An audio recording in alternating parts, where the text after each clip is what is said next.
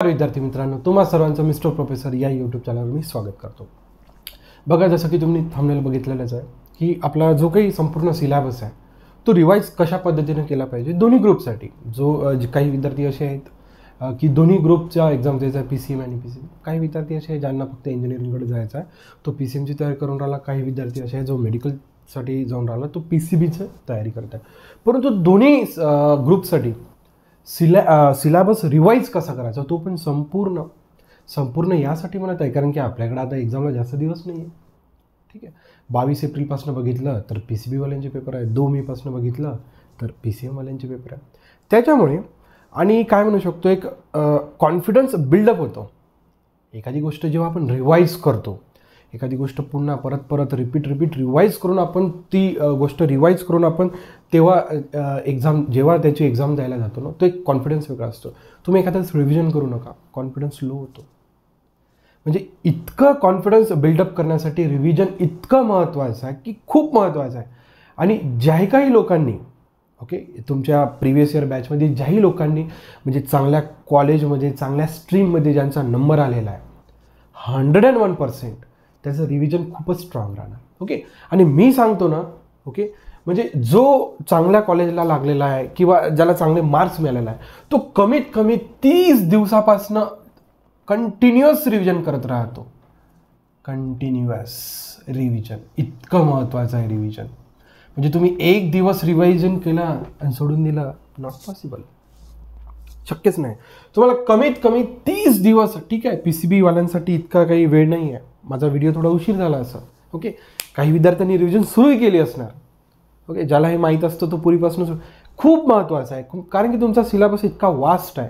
ठीक आहे, म्हणजे मी जर फक्त फिजिक्सचाच जरी विचार केला तर माझ्याकडे 11वीची 8 चॅप्टर्स आणि 12वीच्या माझ्याकडे 16 चॅप्टर्स आहे. म्हणजे प्रत्येक चॅप्टर एक दिवस जरी पकडला तरी माझ्या इकडे 30 दिवस झाले. म्हणजे तुम्हाला प्रत्येक दिवशी, ठीक आहे, समजा जर आपण PCM म्हणा कोणताही ग्रुप घ्या, दोन्ही ग्रुपसाठी हे सेम व्हॅलिड आहे. क्लिअर. समजा मला प्रत्येक दिवशी फिजिक्स, केमिस्ट्री, त्यानंतर मॅथ्स आणि बायोलॉजी, जो काही कॉमन प्रिपेअर करत आहे, जो एखादा विद्यार्थी दोन्ही ग्रुप प्रिपेअर करत आहे, त्याला प्रत्येक दिवशी एक चॅप्टर घेऊन चालला. जसं फिजिक्सचा एक चॅप्टर घेतला मी, केमिस्ट्रीचा एक चॅप्टर घेतला, ठीक आहे, त्यानंतर मॅथ्सचा एक चॅप्टर घेतला आणि त्यानंतर बायोलॉजीचा पण मी एक चॅप्टर घेतला प्रत्येक दिवशी. म्हणजे हे डे 1 पासून सुरू होते. जर म्हणजे आपण जर 30 दिवसाचा जर विचार केला, PCM वाल्यांकडे वेळ आहे, तो करू शकतो असं. ठीक आहे, म्हणजे डे 1ला त्याला फिजिक्सचा एक चॅप्टर रिवाईज करायचा, केमिस्ट्रीचा पण, मॅथ्सचा पण आणि बायोलॉजीचा पण. ठीक आहे, मग त्यांचा ग्रुप, ज्यांना बायोलॉजी नाही तो PCM करणार, ज्यांना मॅथ्स नाही तो PCB करणार, काही ह्याच्यात हरकत नाही. डे 1. ठीक आहे, येतं लक्षात. त्यानंतर बघा, आता समजा तो डे 2ला परत एक फिजिक्स करणार, परत केमिस्ट्री, परत मॅथ्स आणि परत बायोलॉजी. इथपर्यंत काही प्रॉब्लेम नाही. परंतु त्याला डे 2ला एक गोष्ट पुन्हा रिपीट करायची आहे की जो त्यांनी डे 1ला केलेला आहे तो पुन्हा एकदा रिवाईज करायचा आहे. म्हणजे जसं काय होतं ना की डे 1ला तुम्ही जसं फिजिक्स प्रिपेअर, म्हणजे फिजिक्सची तुम्ही रिव्हिजन केली, ठीक आहे, तुम्ही चांगला त्याला वेळ देणार. परंतु डे 2ला जो काही सेकंड चॅप्टर आहे त्याला तुम्ही तेवढाच वेळ देणार. परंतु डे 2ला तुम्हाला जेव्हा डे 1चं करायचं राहते फिजिक्स, अर्धा तास नव्हे तर त्याला 5-10 मिनटं पाहायचं आहे. तुम्हाला 101% तुम्हाला मागचं पाहायचं.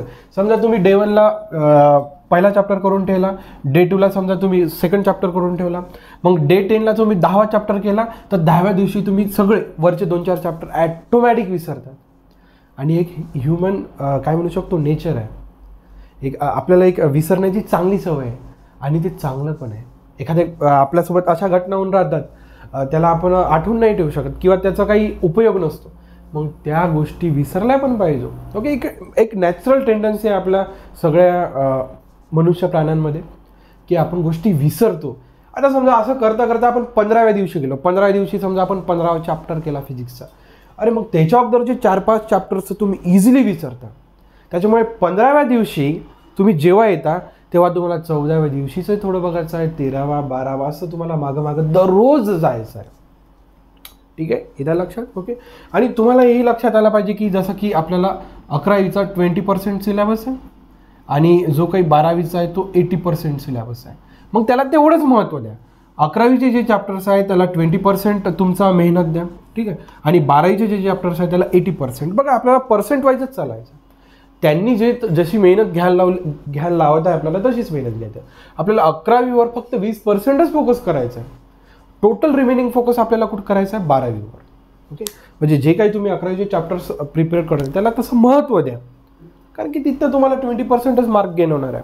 ओके, जर फिजिक्सचा जर विचार केला आपण फक्त 10 क्वेश्चन्स येणार आहे. म्हणजे प्रत्येक फिजिक्स, केमिस्ट्री, मॅथ्स आणि बायोलॉजीमध्ये समजा 100 क्वेश्चन्स राहतात ना, तिथनं 20 क्वेश्चन्स येणार. मग PCM ग्रुपमध्ये फक्त तुम्हाला 10 क्वेश्चन्स येणार. मग म्हणजे 20%. तुम्हाला मेहनतच तिथं 20% करायची, कारण की सिलेबसच आपला 20% आपल्याला कव्हर करायचा. आणि 12वीचा जर विचार केला तर आपल्याला तिथे 80%. इथं लक्षात.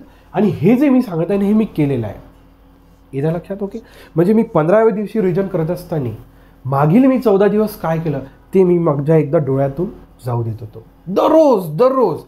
मग 30व्या दिवशी माझ्या डोक्यात पहिल्या दिवसापासून तर 30व्या दिवसापर्यंत सगळं लक्षात राहत होतं. याच्यासाठी की मी आता समजा मी 25व्या दिवशी तयारी करत आहे, तर मी मागील 1 ते 24 दिवस शॉर्टमध्ये तरी मी रिवाईज करायचो, फक्त रिवाईज करायचं. ओके, आता पुन्हा एक महत्त्वाचा प्रश्न आहे, तो रिवाईज काय करायचं.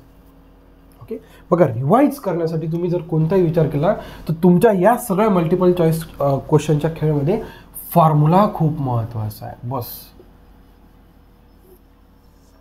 तुम्हाला रिवाईज काय करायचं आहे? तुम्हाला रिवाईज करायचा बेटा फक्त फॉर्म्युलेज. रिवाईज काय करायचं आहे? फॉर्म्युला. तुम्ही कॉन्सेप्ट रिवाईज करू शकता का? आपल्याला रिवाईज काय करायचं? आपल्या डोक्यात काय ठेवायचं आहे? फॉर्म्युलेज. याच्यावर महत्त्व द्या, कारण की तुम्हाला कन्सेप्ट रिवाईज करायचं नाही. कन्सेप्ट ऑलरेडी वी हॅव, म्हणजे काय, आपण त्याला पूर्णपणे ॲब्झॉर्ब केलेला आहे. ओके, म्हणजे तो आपल्याला पूर्णपणे डोक्यात माहीत आहे कॉन्सेप्ट काय आहे. ओके, कॉन्सेप्टचा उपयोग कुठे होतो? आपल्याला जेव्हा तुम्ही ॲक्च्युअल एक्झाम्पल सॉल्व्ह करायला जातात तेव्हा तुम्हाला कॉन्सेप्ट आठवावं लागतं. परंतु सुरुवातीला तुम्हाला काय महत्त्वाचं आहे? फॉर्म्युला. आणि तुम्हाला रिवाईजही सांगतो, संपूर्ण सिलेबसमध्ये आपल्याला काही नाही, फॉर्म्युलाशिवाय काहीच रिवाईज नाही करायचं. कारण की रिवाईज दुसरं काय करणार आहे आपण? ठीक आहे, एखादा काही डायग्राम्स लक्षात ठेवायला लागतं आपल्याला, काही कॅल्क्युलेशन्स लक्षात ठेवावं लागतो, काही व्हॅल्यूज लक्षात ठेवावं लागतं, काही ट्रिग्नॉमेट्रिक व्हॅल्यूज लक्षात ठेवावं लागतं. मॅथमॅटिक्समध्ये पण लक्षात ठेवावं लागतं आपल्याला, ट्रिग्नॉमेट्रिक व्हॅल्यूज लक्षात ठेवावं लागतं, एक्सपोनेन्शियल, लॉगरिथमिक, या सगळ्या व्हॅल्यूज लक्षात ठेवायच्या. तुम्हाला बिलकुल वेळच नाही लागला पाहिजे, विदिन सेकंड ती व्हॅल्यू आठवलेबल. लॉग हीची व्हॅल्यू 1, दॅट्स इट. sin 91, या सगळ्या व्हॅल्यूज तुम्हाला लक्षात ठेवायच्या आहे. म्हणजे जेणेकरून मला एक सांगायचं काय, फक्त व्हॅल्यूज म्हणजे काय, तो पण एक प्रकारचा फॉर्म्युलाच आहे. म्हणजे तुम्हाला रिवाईज काय करायचे? फॉर्म्युला. आणि फॉर्म्युला रिवाईज करायला काय वेळ येत नाही. ठीक आहे, हे झालं लक्षात. ओके, आता बघा, तुम्ही प्रिपरेशन पण करत आहे आणि सोबत काय करत आहे? रिव्हिजन पण. ठीक आहे, म्हणजे तुम्ही प्रिपरेशन, ओके, तुमचं 50% राहिलं पाहिजे दिवसातनं, आणि प्लस त्याच्यात रिव्हिजन पण किती राहायला पाहिजे? 50%. इतकं महत्त्व आहे रिव्हिजनला. प्रिपरेशन करत आहे तुम्ही, पण रिव्हिजनला पण तितकाच महत्त्व राहिला पाहिजे, अदरवाईज नॉट पॉसिबल. तुम्ही फक्त प्रिपरेशन करत आहे. प्रिपरेशनमध्ये आपण गोष्टी समजून घेतो, मल्टिपल चॉईस क्वेश्चन सॉल्व्ह करत जातो, पुढे जात जातो. रिव्हिजन म्हणजे काय? Just formula. जे काही सॉल्व्ह केलं ते लक्षात ठेवा, जे काही सॉल्व्ह केलं लक्षात ठेवायचं आपल्याला. याचा लक्षात. अशा पद्धतीने जर तुम्ही केलं तर काही मोठी गोष्ट नाही. Anybody can do it. Okay, म्हणजे ॲव्हरेज, जसा माझ्यासारखा ॲव्हरेज विद्यार्थी पण म्हणजे या गोष्टी पुढे तो इझिली जाऊ शकतो. याच्या लक्षात. आणि प्रत्येक पहिल्या दिवसापासून दुसऱ्या दिवशी आणि तुम्हाला तर एक लक्षात आलेलं आहे की प्रत्येक दिवशी तुम्हाला एक चॅप्टर रिवाईज करावंच लागतं. मग एक चॅप्टर रिवाईज करायचा आहे म्हणजे काय, काही चॅप्टरचे तुम्हाला स्टेटमेंट लक्षात ठेवावं लागतं, काही फॉर्म्युलेज. मी तर सांगितलं, म्हणजे 90% तुम्हाला जो काही रिव्हिजन करायचा आहे तो फॉर्म्युल्यासाठी. 90% तुम्ही ज्या काही गोष्टी करणार आहे त्या फॉर्म्युल्यासोबत, आणि 10% मग काही डायग्राम्स राहतात. ओके, काही स्टेटमेंट राहतात. ओके, काही थेरमचे स्टेटमेंट राहतात मॅथमॅटिक्समध्ये, काही आपले जसं फिजिक्समध्ये पण काही पॅरलल ॲक्सिस, परपेंडिक्युलर, त्याचे स्टेटमेंट, काही गोष्टींचे तुम्हाला स्टेटमेंट लक्षात ठेवायचे. ओके, कुठे तुम्हाला डायग्राम्स लक्षात ठेवायचे. या सगळ्या गोष्टी तुम्ही रिवाईज, प्रिपरेशन प्लस रिव्हिजन या दोघांचं जर कॉम्बिनेशन झालं तर 100%, ओके, 100% तो तुम्हाला चांगले मार्क्स येण्यापासून कोणी थांबवू शकत नाही. आणि हे सगळं तुमच्यावर आहे, तुम्ही किती मेहनत घेताय, किती आउटपुट घेताय. 101% इट डिपेंड्स ऑन यू. याच्या लक्षात. आपण काय एक्स्ट्रॅक्ट करून राहिलो, काय इनटेक म्हणजे काय इनपुट आपण देऊन राहिलो, त्यापासून आउटपुट तुम्हाला मिळणारच आहे. ओके, आणि ज्या दिवशी रिझल्ट लागणार आहे तो तुम्हाला आउटपुट तिथं दिसणार आहे. ओके, आणि पुन्हा एक महत्त्वाची गोष्ट म्हणजे कसं आहे ना, तर जसं माझ्यासोबत समजा एक माझा मित्र होता. ठीक आहे, तो माझ्यापेक्षा मी तर म्हणतो हुशारच होता, ऑलरेडी हुशार होता. परंतु मी जेव्हा एक्झामला जायचो, माझा जो एक शांतपणा असायचा, म्हणजे तो काही क्वेश्चनला घाबरायचा नाही आणि एक रिलॅक्सपणा जो असायचा तो त्याच्यात नव्हता. तो हुशार माझ्यापेक्षा जास्त होता. म्हणजे 50% माझ्यापेक्षा त्याला जास्तच यायचं, त्याच्यात काही विषयच नव्हता. परंतु एक जो काही रिलॅक्सपणा माझ्यात होता तो त्याच्यात नव्हता. त्याच्यामुळे पेपरमध्ये मार्क्स त्याच्यापेक्षा मला जास्त मिळायचे. तो सॉल्व पूर्ण करायचा पण चुकवायचा खूप. रिलॅक्सनेस नव्हता. एक त्याच्यात हडबड होती, एक गडबड होती. तो एक रिलॅक्सनेस आणायचा प्रयत्न करा. रिलॅक्स, एकदम काम राहिलं पाहिजे. आणि म्हणजे त्याने काय होतं, तुम्हाला कमी येत असलं तरी तुम्ही जे सोडवता ना ते परफेक्ट सोडवता. समजा तुम्हाला जास्त येत आहे, तुम्ही गडबड केला, झाला जातो. काही गडबड, एकदम रिलॅक्स, टेन्शन नाही द्यायचं. एखादा क्वेश्चन नाही तर सोडून द्या, दुसरा क्वेश्चन बघा. त्याचं तसं नाही यायचं, तो क्वेश्चन का नाही येत आहे, मग आपण हा केला होता, गडबड. आणि एकदा काही गडबडची लिंक सुरू झाली तर 3 तास ती गडबडची लिंक तुमच्या डोक्यात राहते. लक्षात ठेवा, सायकिक थिअरी आहे याच्यामागे. ओके, हा एक तुम्हाला खूप महत्त्वाचा एक रिलॅक्सनेस तुमच्या काय म्हणू शकतो पर्सनॅलिटीमध्ये राहायला पाहिजे, जेणेकरून तुमचा पेपर चांगला जाण्याची चान्सेस राहतात. याच्या लक्षात. जर तुम्हाला आपला हा व्हिडिओ आवडला असेल तर नक्कीच तुमच्या मित्रांपर्यंत लाईक, शेअर, सबस्क्राईब करायला विसरू नका. So thank you for watching. See in the next video.